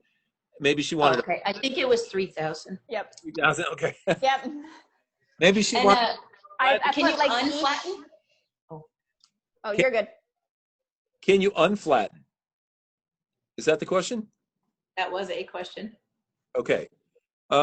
So in my, I don't know, Yes. that's not a, that's not a question that I have an answer to. I suspect you cannot, but I'll look it up. And the reason I suspect you can't is because once you flatten something, and if you do some more changes, how the heck is it supposed to know what layers you want to release everything to, right? Wondering maybe there's an undo button, a Oh, yeah. backup. You Oops. can do Command Z is will unflatten, okay? Okay. But what I'm talking about is if you flatten and then you do more things, the only way that I Okay. is Command Z to go back. Okay. Thank you. Yeah. Other questions? Okay. So I'm going to go ahead and give you guys this first assignment here. It's on your PDF. And if you scroll down, it says, okay, what you're going to do is you're going to create an Illustrator document that's 8.5 by 11 inches, right? And you're going to type some text. Now, it says here to use the font Georgia. But anytime we're doing one of these lessons, if you don't have that font on your computer, that's not a problem. Just use a font that looks kind of similar to it, right? Like Times New Roman or something. So, Comic Sans. yeah, don't use Comic Sans. Don't, it's an automatic F. Okay, That's my default on my computer. that's the only font you have, right? Only font. What is it? So you're gonna type some text, right? You're gonna create a logo out of shapes, and then you're going to create a perfume bottle out of a polygon, right? And it goes through all of the order of doing it here, but it's easier for me to show you. If you scroll down a bit on this, this is essentially what you want to create. You're gonna make a perfume bottle. Wait. You're gonna make Hold a on. bottle using a polygon, right?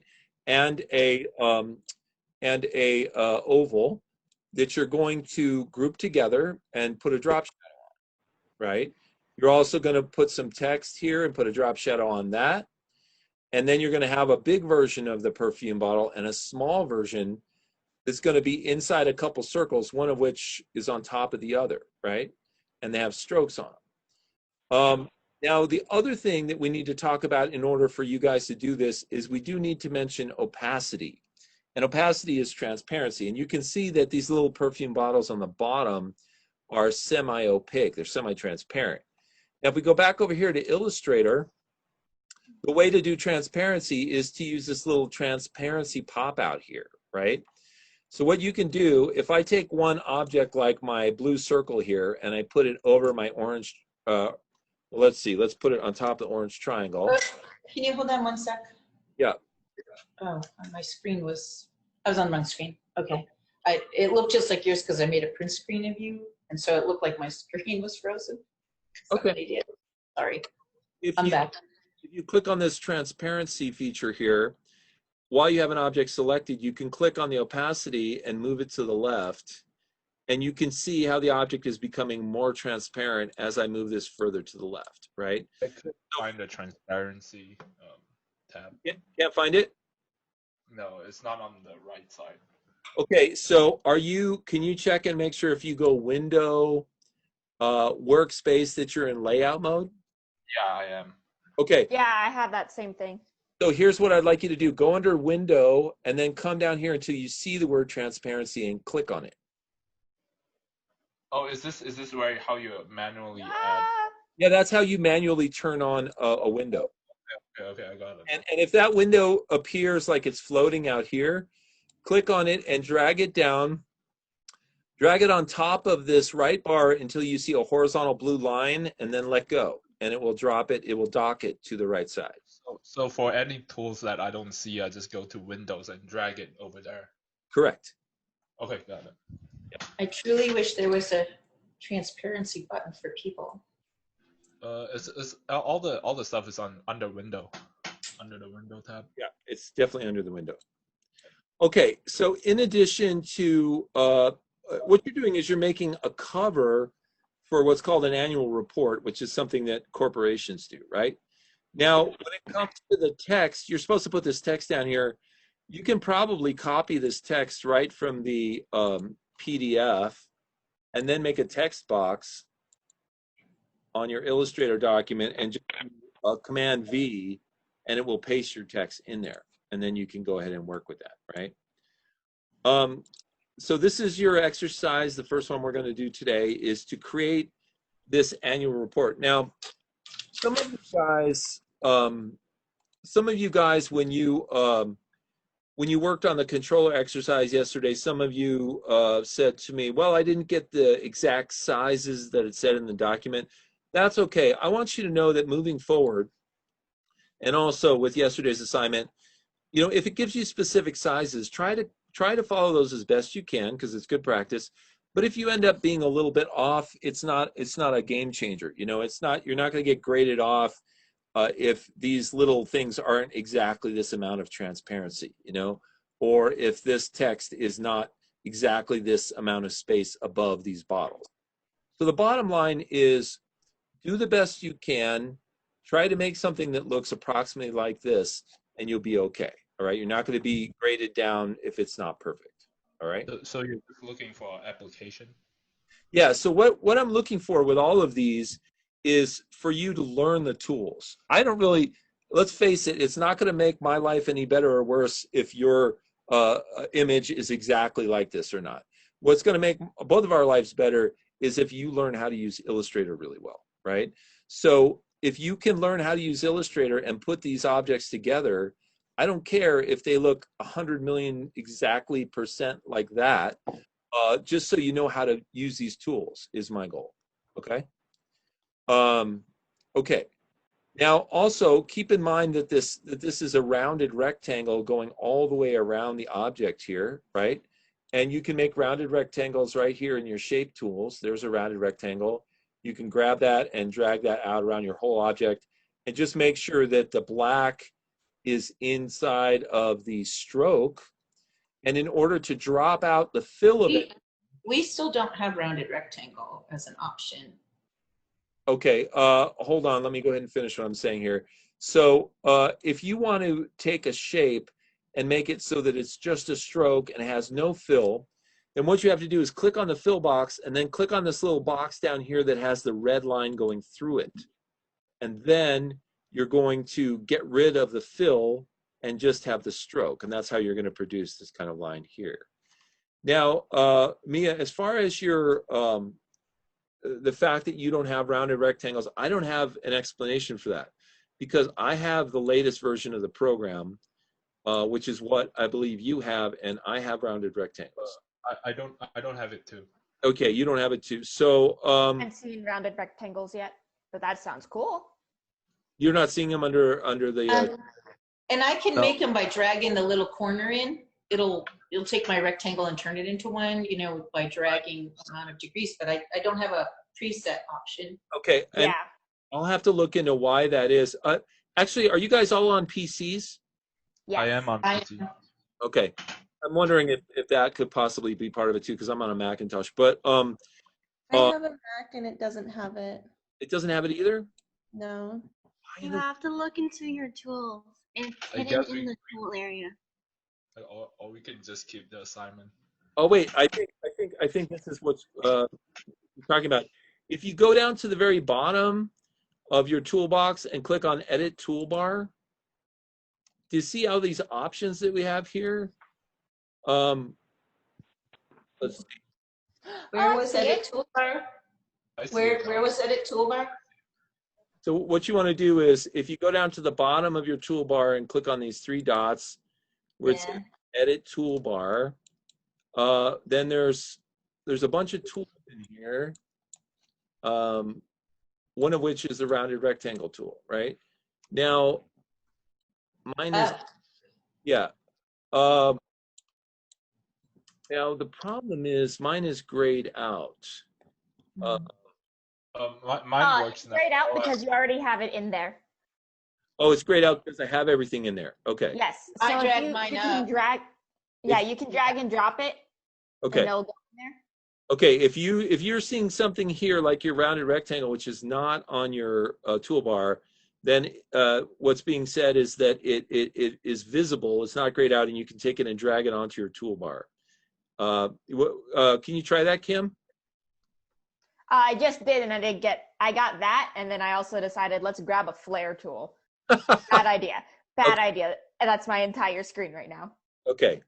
All right, cool. I'm glad that worked out. Yeah, you know, that flare tool cracks me up. I have to think that the only reason it's in there is because people get a kick out of it, right?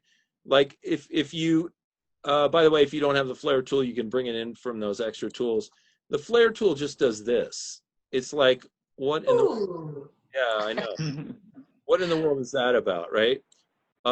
Yeah, you're probably going to use that about -3 times in your life. But Speak for yourself. Yep. there's clearly they probably wanted to take this out 10 years ago, and they got so many angry letters that it just looks like an angry eyeball, doesn't it? It does. Yeah. You could soften it maybe. I'm sure there's people that are using this, and it's definitely survived for 30, 40 years of Illustrator, so it's probably going to be with us forever. Okay. Anyway, why don't you guys take some time and work on this first project? Like I said, don't stress out if it doesn't look exactly like this. Don't stress out if your numbers are not exactly what's on the project. Just do the best you can, and we'll go from there. Okay.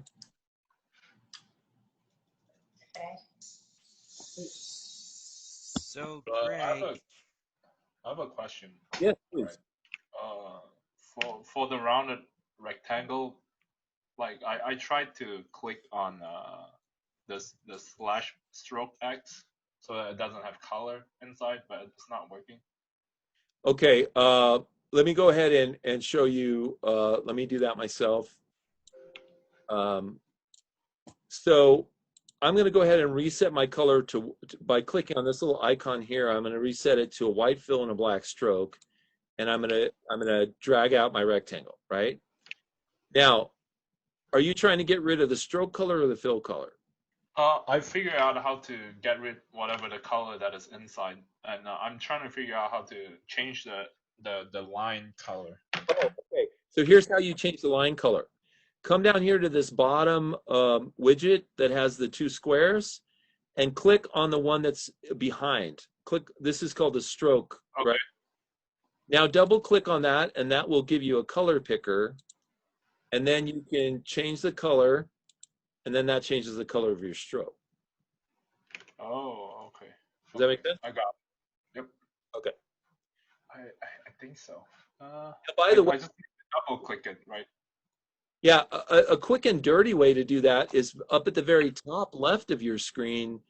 The box on the left is your fill color, and the box on the right is your stroke color. And so you can just very quickly change it here. Oh. But Okay. mine shows blue though. I changed it to black, but it's still blue. Are you sure? I guess is it because I'm selecting it? I kind of see a small outline of red, but that's about it. It's still blue though. Increase your stroke size with this right here, and make sure that you're not just seeing the selection tool. Can you do that again? Yeah, come up here to the top and click on this up arrow on the stroke. Uh-huh. Increase your stroke color. Oh, okay, I see it now. I think I figured it out. Yeah. I Yeah. think it's because it's one of those selection tool that Yeah. covers the. Right, Yeah. that's what I suspected, yeah. Oh, thank you. You're so welcome. I have a quick question about yesterday's assignment. Yes. Do we just, if you weren't here yesterday or you had to leave early, do I just turn them into today? Yes. Okay. And double checking, we did the controller and then we did the logo apps. Correct. Okay. Just want to make sure. Thank you. Oh, you're So, and I'm going to give you guys some work time today to work on. I told everybody yesterday that if they hadn't finished the logo apps by today, that they would have some time today to finish them. So I think I'll just give you a big chunk of time right now to work on this exercise and then finish up anything from yesterday. So maybe it's about 2:36 right now. Why don't I give you guys about 23 minutes, and then we'll reconvene at 3 o'clock, and then you guys, I mean, can work on all this stuff, and of course you can ask me any questions if you have them. Okay. As long as you know that I'm using the flare tool in everything now. Okay, now what I'm going to do is I'm going to turn my screen sharing off, which is going to give you more real estate on your screen. But if somebody asks me a question where I have to show them, then I have to pull it back on. But I'm going to stop my share so it gives you a little more screen space. I have a quick question. Yeah. And I'd also just want to mention that my bird's in here in my room. So if he makes any noise, What kind of bird is it? it's a parakeet. Oh, okay. Yeah, Okay. so he Cute. just starts screaming at random What's times. His name? Yeah. Cielito. Oh my gosh, what, I can't even say that. Okay. Well, maybe in the chat box, text me his name so that. Is that little heaven, Cielito? Yeah. Aw. Oh, is it Cielito? Yeah. Yeah. All right, I can say that. Okay, well, thank you for that. And did you have a question? Yeah, so I put the drop shadow on the shapes and it's putting them on every single shape that I make. And I just want to figure out how I can like take that off. Are all your shapes grouped or something? No. So when you make a brand new shape, it just drops the drop shadow on it? Yeah, it has a drop shadow when I make a new shape. That's pretty weird. Open your appearance palette. Window appearance or like this. Let's see. Oh, I'm sorry. I gotta share again. Sorry, guys. I gotta share my screen. Okay. So if you open your appearance palette, window, let's see, click on this, window appearance. Okay. So here is where it shows you everything that's adding to things that you make, right? And you can turn these things off if you want. So I don't know what it is that's making weird drop shadows on everything, but if I add a drop shadow to this thing, you know, by going effect, stylized drop shadow, now there's a drop shadow there, but there's also a drop shadow here, right? Mm-hmm. All I have to do is click on the eyeball to get rid of that. Okay. Now, I don't know why it's choosing to do it on every single one you do. It sounds like some kind of global setting has been triggered, and I've never done that before. But I do know you can turn them off individually here. So that solves half your problem, which is getting rid of them, but it doesn't solve the problem about how they're being attached to it from the start, right? Yeah. One possible solution would be to close the program and open it again, because it'll throw away your preferences for that session, and it might solve the problem. Can you try that? Yeah, I'll try that. Okay.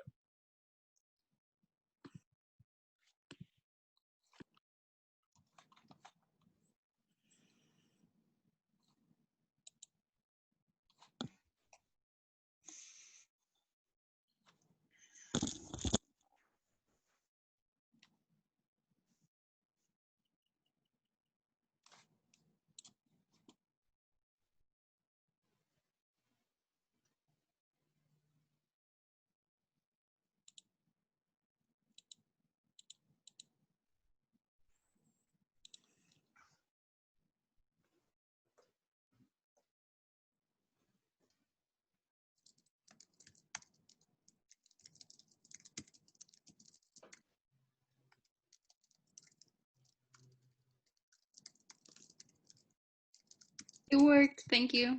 Okay, cool.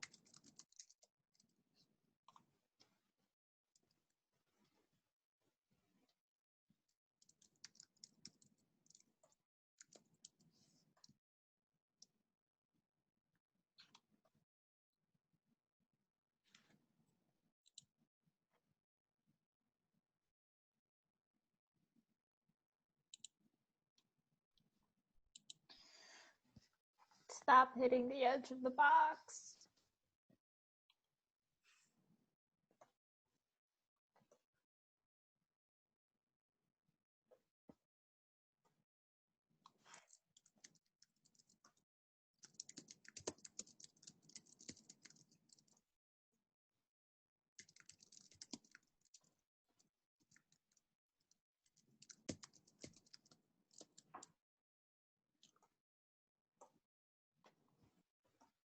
Shoot.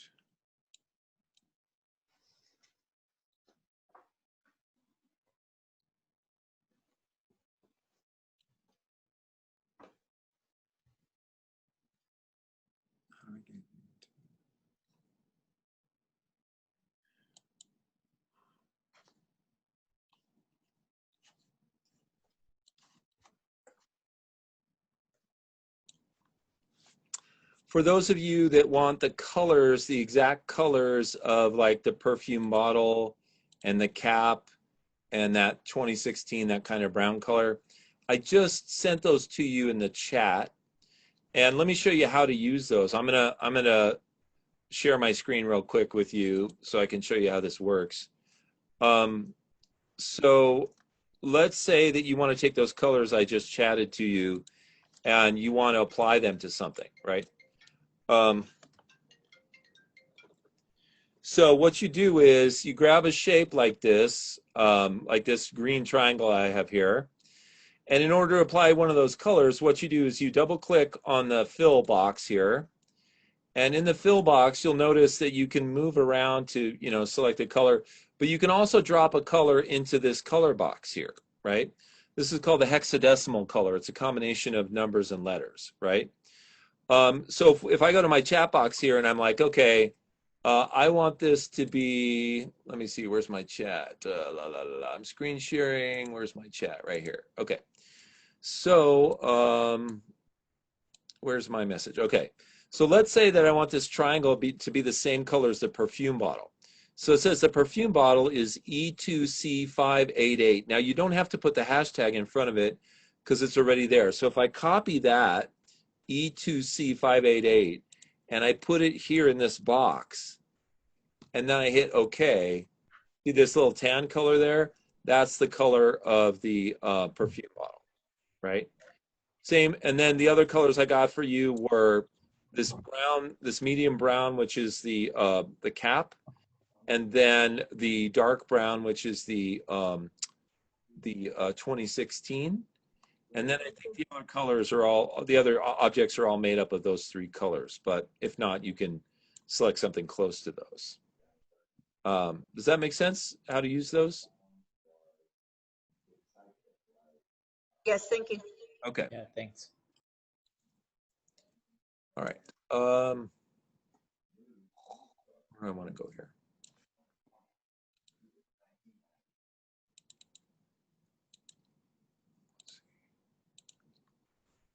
So Serena, hello.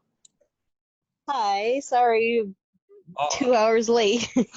No, I'm so sorry. It's not your fault. No. What happens is I wish I could figure out how to fix this, but Uh-huh. when I'm in the middle of the class, it doesn't show me if people are in the waiting room. Really? Yeah, I mean, I have to figure out. I guess I have to figure out how to get it to show that to me. Mm-hmm.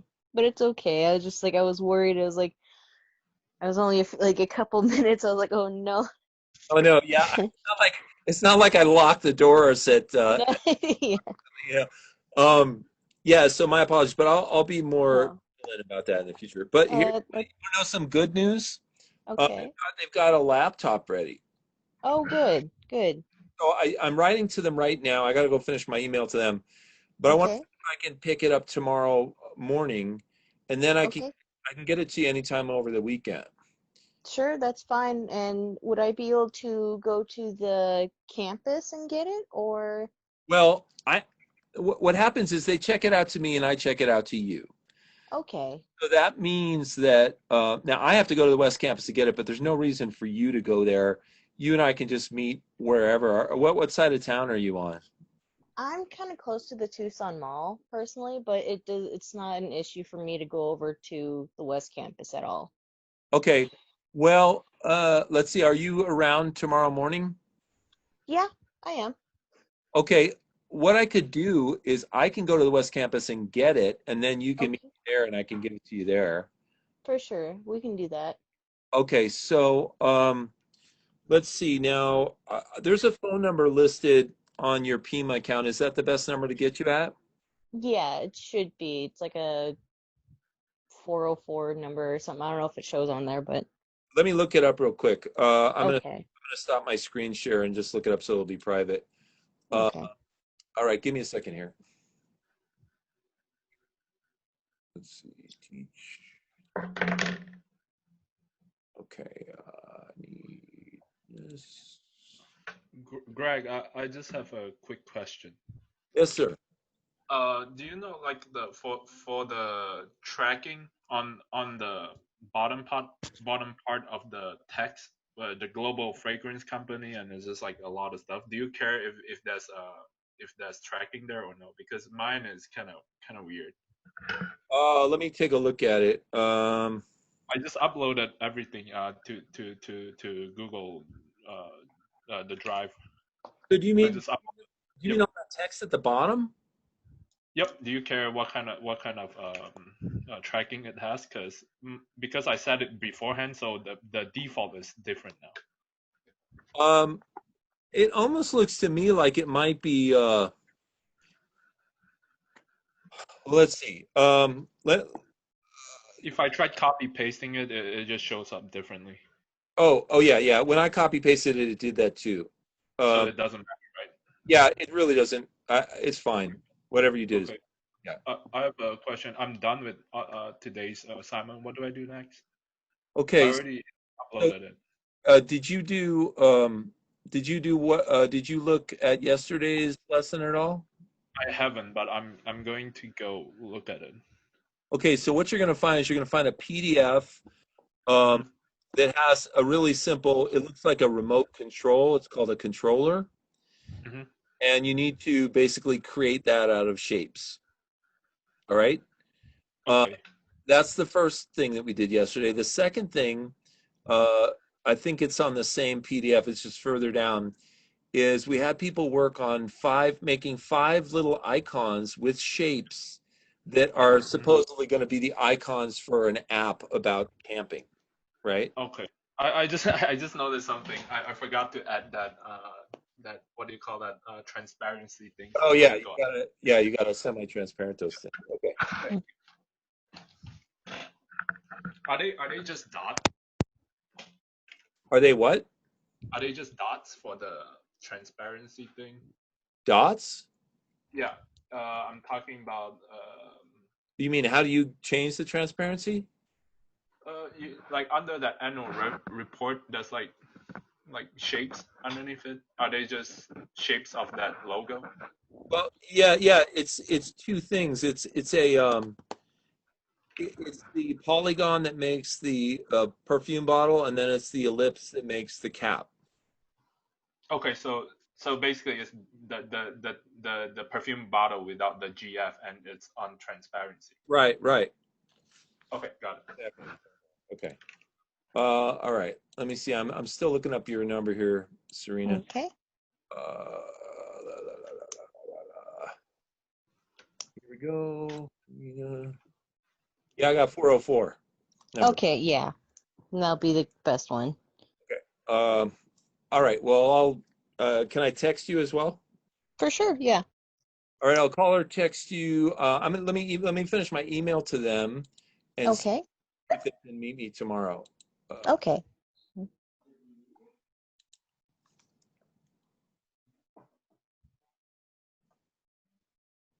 I'm struggling getting the drop shadow thin enough without getting it pixelated. Let's see. So you mean it's hard to get that exact balance between something that looks kind of hard and sharp and this totally blurry one? Yeah, like if I bring the blur down lower than like Well, 0.04. are you doing it? Are you typing in numbers or are you just clicking on the up and down arrows? I've tried both. The up and down arrow doesn't get it. No, it doesn't get it close enough. Yeah. I think I had to go in there. I think it would take a certain amount of time. I had to go in there, and I kept changing numbers. I tried 5, and then 15, then 20, and 30, and you just do the best you can, Okay. as close as you can.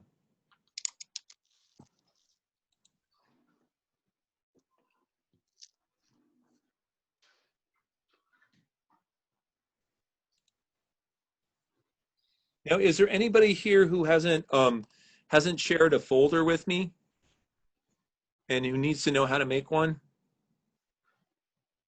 I think I possibly, I don't know if I did it correctly, but I did try making a folder this morning and I did share it with you. Okay, I'm trying to locate. Can you tell me who's talking? Is it Serena? Yeah, Rena. Rena. Okay. Let's see. It worked. Okay, good. Okay, just wanted to make sure I did it correctly. Okay. Okay, great. And then I've got Yee's folder and Milo's folder. So, okay, open. Let's see.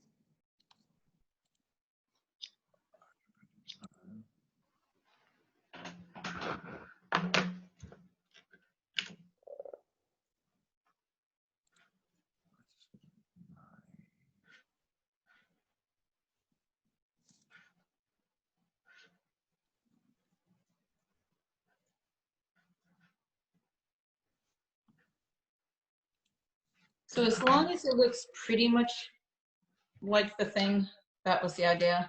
Yeah, like I said, it's not about perfection. It's about getting the. Okay. Thank you.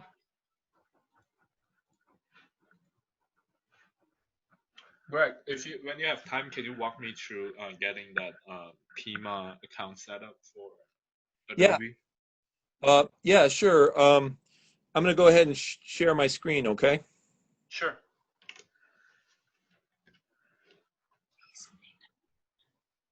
Okay, so go to the Adobe website, which is located at adobe.com.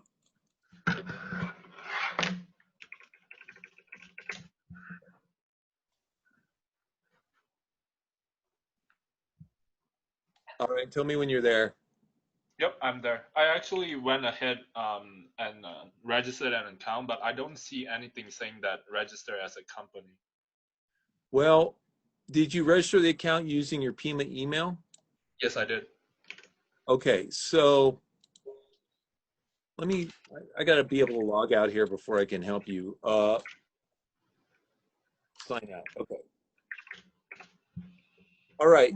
So so go ahead and click sign in and then put in your Pima email address. Mhm. Okay, and hit continue. It says company or school account. Yeah, that's it. That's it. Yeah, if you See. click on that, then I, go ahead. yep, prop me my Pima. Company or school account. Oh, I get it now. Got it? Yep. Since I already have the app, I already downloaded. Should I just log out from here and just sign in with Pima? That would be the same, right? Well, what's going to happen is if you downloaded the app, you probably only got like the 7-day free trial. Correct. Yeah. So after 7 days, it may or may not stop working. But So regardless, when yeah, you this is in order to get it to work, you just need to log into the Adobe site and it should work for you. Oh, so every time I want to use my what do you call that? My Illustrator, I have to go to that website, or can I just pull it up and just use it from that point? Well, what should happen is, okay, let's say that you went into the account here and you downloaded Photoshop from the Adobe site after you started using the Pima account. All right. Um, Theoretically, every time you open Photoshop, it should just work because it should just go to Adobe, put in your account information, and say that it works, right? So Okay. theoretically, after you've used it the first time, it should always let you in. Now, Yes, that's what I noticed. yeah, Because I literally just went and canceled the account since I'm paying for it. I just went and canceled for it. It still works. So I don't know how long it will last. So I'll just use it until it doesn't, and I'll just log into my Pima, using my Pima to log in, and I'll be fine. yeah, that's the way to do it. Okay, thank you. Okay.